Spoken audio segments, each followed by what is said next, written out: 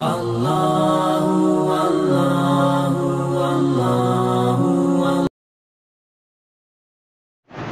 ایک تفسیر بڑی اہم ہے، وہ میں آپ کے سامنے پڑھتا ہوں۔ حضرت معاذ ابن جبل رضی اللہ تعالیٰ نے اس حدیث کے راوی، آپ فرماتے ہیں کہ نبی کریم صلی اللہ علیہ وسلم کے پاس ایک شخص حاضر ہوتا ہے اور حاضر ہو کر کے عرض کرتا ہے، یا رسول اللہ، یہ توبۃ النصوح کیا ہے؟ قرآن میں جس توبہ کا ذکر اللہ نے فرمایا ہے کہ تم توبۃ النصوح کرو، یا رسول اللہ یہ توبۃ النصوح ہے کیا؟ اللہ کے نبی صلی اللہ علیہ وسلم فرماتے ہیں کہ ایک انسان گناہ کرے، اس پر شرمندہ ہو، ندامت کرے، اللہ کے حضور روئے، گڑ گڑائے اور معافی مانگے، اور معافی مانگنے کے بعد دوبارہ اس گناہ کو کرنا اس کے لیے ویسے ہی ناممکن ہو جیسے کہ تھن سے دودھ نکالا گیا ہو اور واپس دودھ کو تھن میں ڈالنا ناممکن ہو۔ بات سمجھ رہے ہیں نہیں سمجھ رہے؟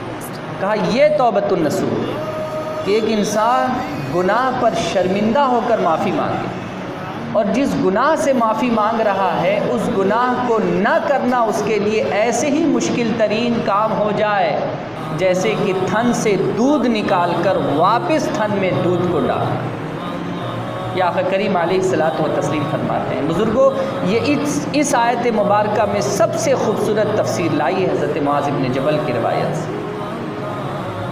حضرت علی کرم اللہ تعالی وجہ الکریم کے پاس ایک شخص آتا ہے، آپ جلوہ فرما ہیں کہ وہ آ کر بلند آواز سے کہتا ہے، اے اللہ میرے سارے گناہ معاف کر، استغفر اللہ ربی، اے میرے پالنہار میرے گناہ معاف کر دے، اے میرے اللہ میری ساری خطاؤں کو معاف کر دے۔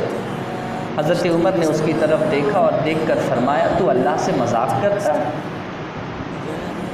تو اللہ سے مذاق کرتا ہے؟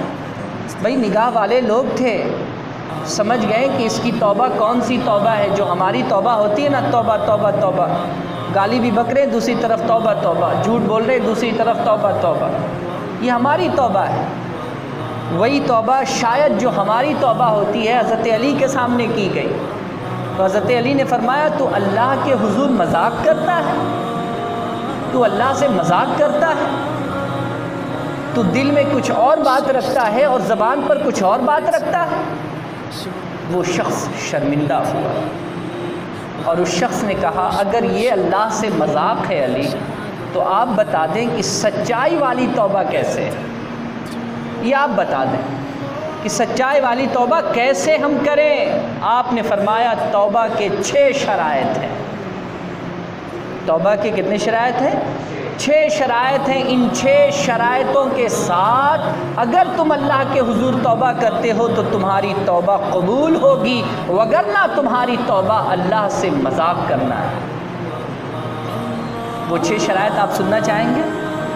جی، شرائط نمبر 1، شرط 1، حضرت علی فرماتے ہیں کہ سب سے پہلے گناہوں پر شرمندہ ہونا۔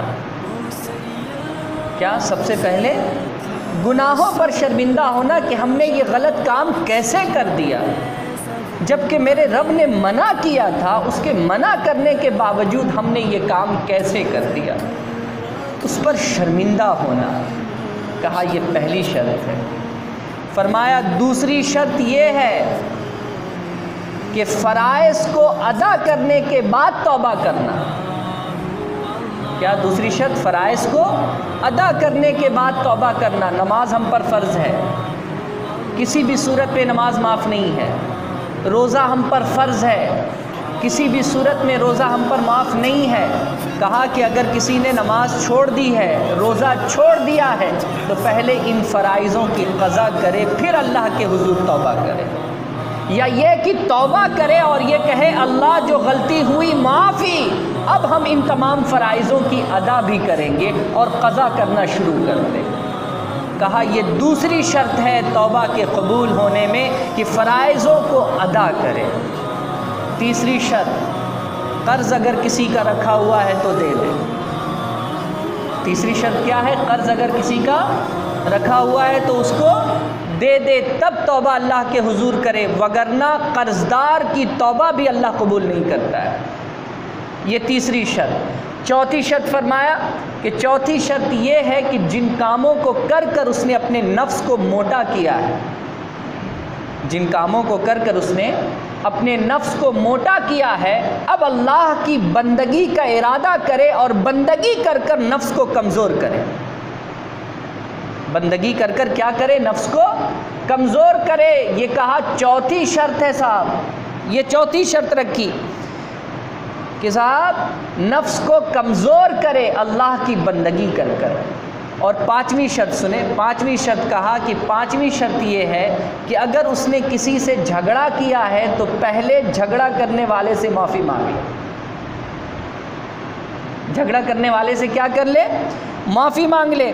کہا کہ اگر یہ پانچویں شرط وہ پوری کرتا ہے تو اس کی توبہ قبول ہوگی۔ اور چھٹی شرط یہ ہے کہ جن باتوں سے وہ توبہ کر رہا ہے آئندہ نہ کرنے کا مکمل ارادہ کر لے، وہ گناہ آئندہ نہ کرنے کا مکمل ارادہ کر لے۔